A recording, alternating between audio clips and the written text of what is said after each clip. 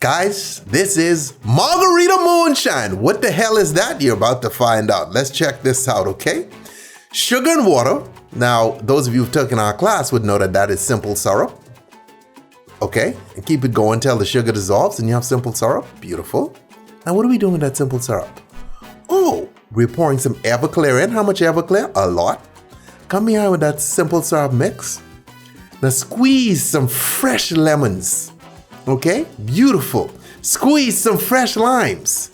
Beautiful. Okay, so what you have here, this is like an Everclear sweet and sour thus far based on the ingredients in this. Now we come behind with some salt. You see that? This just went a little bit left. Stir, stir, stir, stir, stir. Okay. Now some of you are going, wait a minute now. There's no tequila in this because this ain't a tequila drink. It's a moonshine drink, okay? With Everclear being our base, which makes this more potent than tequila, amen. Okay, stay tipsy.